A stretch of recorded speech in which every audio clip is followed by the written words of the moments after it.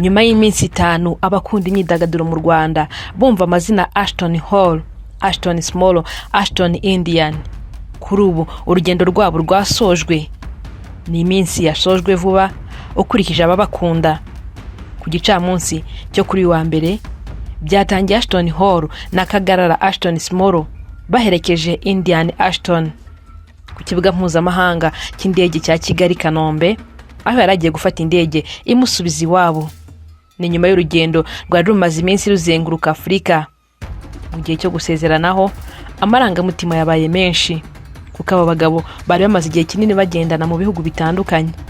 Ashton Hall yabwiye Ashton Indian ndetse na Ashton Small ko bazongera guhurira muri Leta Zunze Ubumwe za Amerika. Byari amagambo agaragaza ubucuti bukomeye bwari bwaravutse muri uru rugendo ndetse n'icyizere cy'uko bazakomeza gukorana no gusabana mu gihe kiri imbere. Ntibyatinze, nyuma y'amasaha make Ashton Hall hamwe na ekipe ye baje kwerekeza ku kibuga cy'indege. Nabo bari baherekejwe berekeje muri Leta Zunze Ubumwe za Amerika, aho basoje urugendo rwaho bakoreraga ku mugabane wa Afurika. Basuye ibihugu bitandukanye birimo Ghana, Cameroon, Nigeria, Benin ndetse n'u Rwanda basorejemo. Ubwo yasuraga u Rwanda, Ashton Hall yasuye ahantu henshi hatandukanye hagaragaza amateka ndetse n'iterambere ry'igihugu.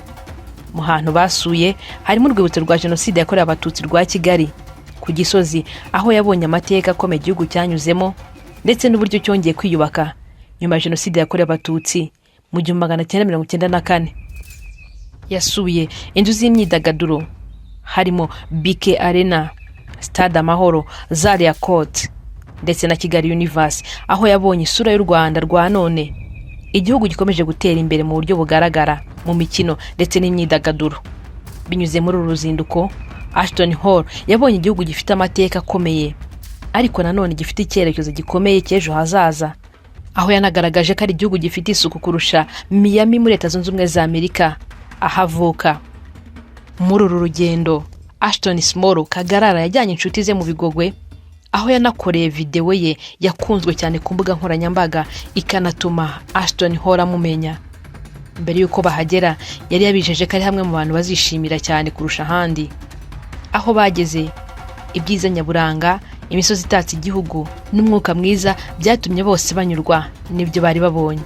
Mu mashusho yasakaye ku mbuga nkoranyambaga, Ashton Hall, Ashton Indian ndetse na Ashton Small bagaragaye bishimye cyane, ibintu byatumye benshi bavuga ko mu Bigogwe ari hamwe mu hantu hafashije abashyitsi kurushaho gukunda u Rwanda ndetse banahishimiye cyane. Bari ibigori byokeje, bacana umuriro barabyotsa, bakamye inka ndetse banywa n'amata yayo, bakina imikino itandukanye ndetse bakorera na video igaragaza ubwiza bw'u Rwanda. Kuri Ashton Hall byabaye ibihe byiza byo kuruhuka no kwishimira ubwiza bw'igihugu yari amaze iminsi azengurukamo. Nyuma y'urugendo rwa Bigogwe, aba bashyitsi bakomereje mu rugo rw'umuhanzi The Ben. Ni uruzinduko rwabaye rumwe mu rwakurikiwe cyane kubera uburyo rwagaragaje ubusabane hagati y'ibyamamare bitandukanye. Akigera mu rugo kwa The Ben, Ashton Hall yahise atangaza ko atuye ahantu heza h'inzozi za benshi. The Ben ndetse n'umukobwa we bamwakiriye neza, maze basangira amafunguro y'ijoro, baganira ku buzima, umuziki n'uburyo buri wese ageze ku rwego ariho uyu munsi. Mu rugo rwa The Ben kandi abana bo muri Shell Silver Foundation bataramiye abashyitsi, barabyina ndetse banigisha Ashton Hall zimwe mu mbyino z'Abanyarwanda, ibintu byasize amateka bituma asigara yishimye cyane. Gusa ku ruhande rwa Ashton Small we ntabwo yahatinze kubera ko mu muryango we bari bagize ibyago, aho mushiki we yari yapfushije umwana. Nubwo urugo rwa The Ben rwari rwuzuyemo ibyishimo, hari umwe utaragaragayemo kuri uwo munsi. Nta wundi ni umugore wa The Ben, Uwicyeza Pamela, aho yari muri Tanzania ku mpamvu z'akazi. Mu kugira ngo agire uruhare nawe muri uwo munsi, The Ben yaramuhamagaye kuri telefone ngo asuhuze abashyitsi muri urwo rugo. Mu kiganiro bagiranye, Pamela yashimiye Ashton Hall kuba yarasuye urugo rwabo ndetse amusaba imbabazi ko batabashije kuhaba ngo amwakirane urugwiro. The Ben amusetsa amubwira ko yahombye amahirwe yo guhura n'umushyitsi ukomeye.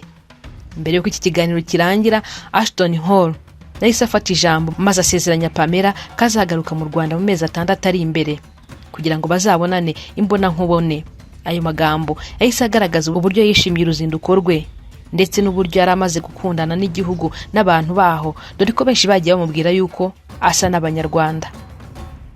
Mu gihe yamaze mu Rwanda cy'iminsi 5, Ashton Hall yatangaje ko atigeze amenya byinshi kuri iki gihugu mbere yuko ahagera.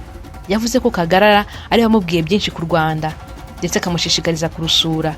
Nyuma yo kurugeramo no kuruzenguruka, yemeye ko ibyo yabwiye byose byari ukuri ndetse birenze n'ibyo yari yiteze. Mu kiganiro yagiranye n'abari kumwe nawe, yavuze ko mu bihugu byose yari amaze gusura muri Afurika, u Rwanda ari rwo rwamusigiye ibihe byiza kurusha ibindi. Yashimiye uburyo yakiriwe, umutekano, isuku, iterambere ndetse n'ubugwaneza bw'abaturage baho. Aya magambo yakiriwe neza n'abanyarwanda benshi babonye igihugu cyabo cyongeye gushimwa n'umuntu ukomeye ku rwego mpuzamahanga.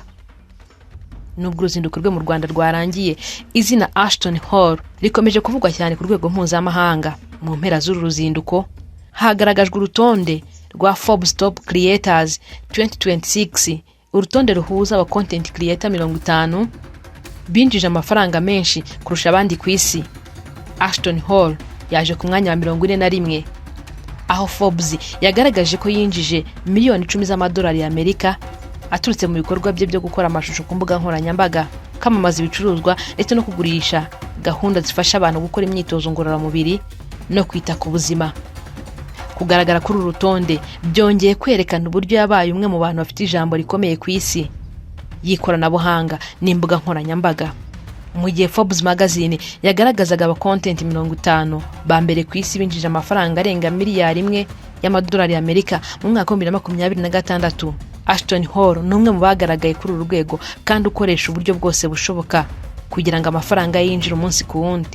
Ku rutonde rumwe, Mr Beast yari ku mwanya wa mbere nyuma yo kwinjiza miliyoni 300 z'amadolari, mu gihe uwitwa iShowSpeed nawe iheruka gusura u Rwanda yari ku mwanya wa 8.